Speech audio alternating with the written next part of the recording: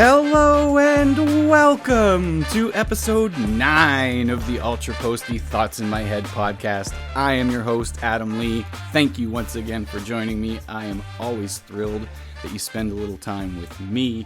Today's guest, who I was also thrilled to spend a little time with, is Kristen Yarker. She's a nutritionist from Victoria, British Columbia. She had tons of great information to pass along. I can't wait to pass it along to you. We'll get to that in just a few minutes. Quick Coles notes, eat your fruits and veggies. You won't be sorry. Before we get to that, though, a little bit of housekeeping to go over. I've had a few releases at the newsletter, including Is Trail Running the Best Part 2? That's where a whole whack of you kind of shared your stories with me, and I put it into one of a group run race kind of story to follow along. I had fun. Your stories were great. I've also posted Trail Running is None of Your Business Until It Is. And that's just sort of some pondering and more navel-gazing than anything. But that's mostly about the future of trail running. Really, I'm just curious what all of you think about where the sport is going. I'd love to hear some more about that. Feel free to comment, send some messages, anything like that. I also just wanted to say a quick shout out to Katie and Bryce at the Solomon Trail Labs. Those are finished as of this week. It was such a great season, always such a treat to be able to join them. And lastly, I'm also really excited to start training with good friend Chris Shire for the Buckenhell 50K relay. That's coming up in about 3 months, and we're starting our training this week. So excited to start my journey and get on to race day. It's going to be so much fun on the top of Mount Seymour. But today is not about that. Today is about nutrition. It's about Kristen Yarker's great information, and it's about to start.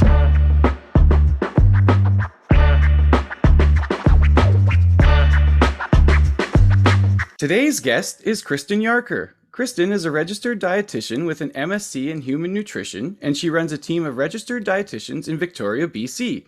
She has 25 years of nutrition experience, including sports nutrition to maximize your performance.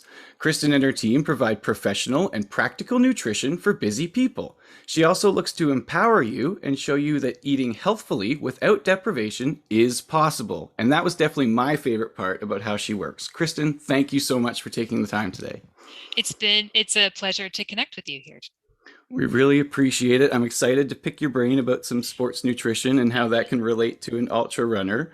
I had someone on Twitter point out, Charlie Manx, that there's a ton of information about what you're supposed to eat and how much you should take in when you're actually running, but not so much in the months that work up to that. You know, some people train 4 to 6 months.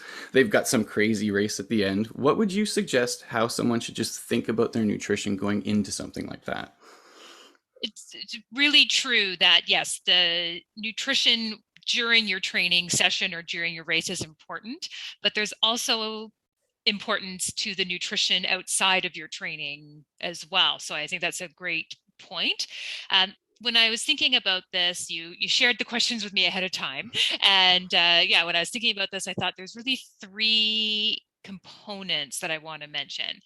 One is what I call the major blind spot when it comes to sports nutrition, and that's vegetables and fruit.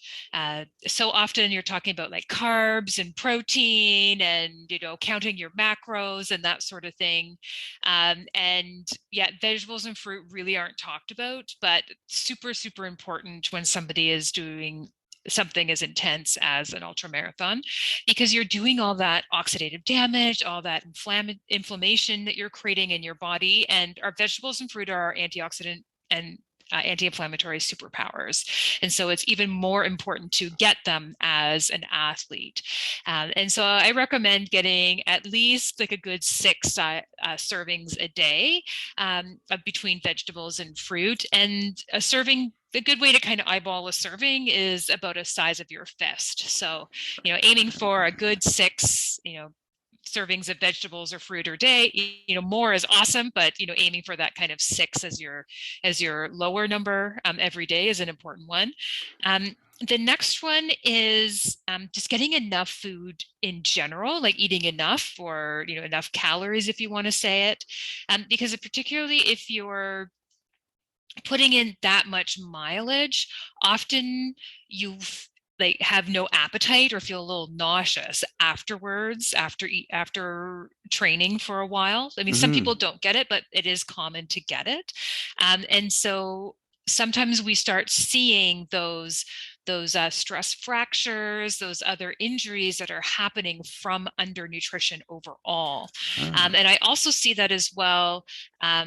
When people are focusing on getting all their protein, which is great, but they're not getting enough calories. And the body will use protein for energy before it uses protein to build your muscle, right? Because if you just think about it, right, like your body wants to keep you alive before it wants to make you ripped. right, right.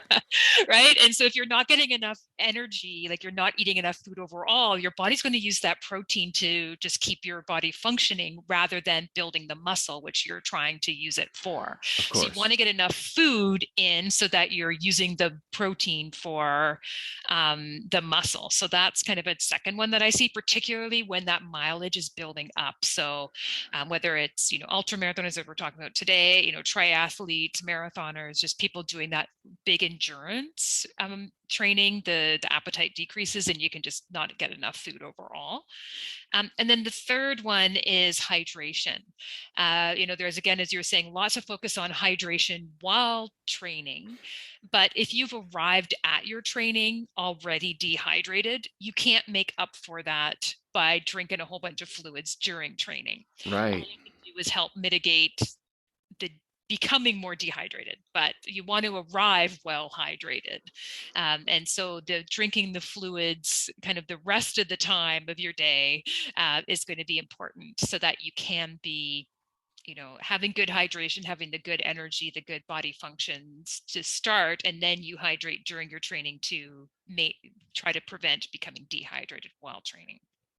Gotcha. You have to get there in the good place to be able to maintain the good place for sure. I'm wondering then, you mentioned, as the building blocks get heavier, and obviously eating enough is always important. Often people will train, like 2 weeks hard, 1 week recovery, 3 weeks hard. Is the recovery week treated differently nutrition wise, or is it pretty in the same sort of sphere? I would say it's going to depend from person to person, of course, versus, be able to say a blanket statement. Of But course. like the vegetables and fruit, the outside hydration, those are going to be the same. And the amount of calories is probably going to differ. So, because you're doing less training, so you don't need to take in as much on that one. But yeah, the hydration and the vegetables and fruit, those you're going to want to maintain for sure. Gotcha. That makes a lot of sense. You can't just give up on the hydration or anything at any point, of course. Yeah. Would you suggest it any differently going into like the big event day? Like, would you eat less during the week or anything more? Obviously, fruits and vegetables are our friends the whole time. Yeah, and definitely you want to be arriving well hydrated before that. As far as eating less, no, I would say I would not recommend eating less beforehand because you want to have good nutrition. You want to have your maximum glycogen stores, all of that going in. And uh, they always, anything in running, like there's that classic saying, right? Like you never wear new shoes on race day. Yeah. And so the nutrition is the same. You don't want to change things up right before your race. Like you want to have trialed stuff, tested stuff, for that kind of 4 to 6 month kind of window beforehand. Because yeah, the number one most variable thing for sports nutrition, like from athlete to athlete, is what works for you before training, like before training or before your race. Like, does this food work for you? Does that food work for you? Does this, give you digestive problems? Does that one work for you? That really changes from athlete to athlete. And so that's what you want to use some of that time before your race to be doing some trial and error to see what works for you as an individual. That's why we have the 4 to 6 months to train. It's not just about putting the right foot in front of the left foot. There's so much more there to do. I know I've been told it's very important to eat right after a workout so you can maximize the benefits of that workout. Would you mind sort of explaining a little bit about that and maybe telling us what to eat after? That's good. Yeah, and so there is window of time after you've worked out when your muscles are particularly wide open to take in what they need for muscle repair and also to restore the energy stores within there. And so you want to be taking in kind of two main things. One is you want to be taking in protein. Protein is made up of amino acids, and amino acids are also the building blocks of our muscle. So we want to be taking in that protein to repair the muscle itself. And that's kind of like, I like to give the analogy of a car. So say your muscle is a car, the protein is like building the body back up of the car, right? So it's like you got a crack in the windshield, you want to replace the windshield, you've got a little dent in the door there, you're replacing the door in the car. But you've got a nice, beautiful looking car now, but if you don't put more gas in the tank or you don't plug your electric vehicle back in, it's not going to go anywhere. So Right. you also need to put in the fuel source as well. And that's the carbohydrate.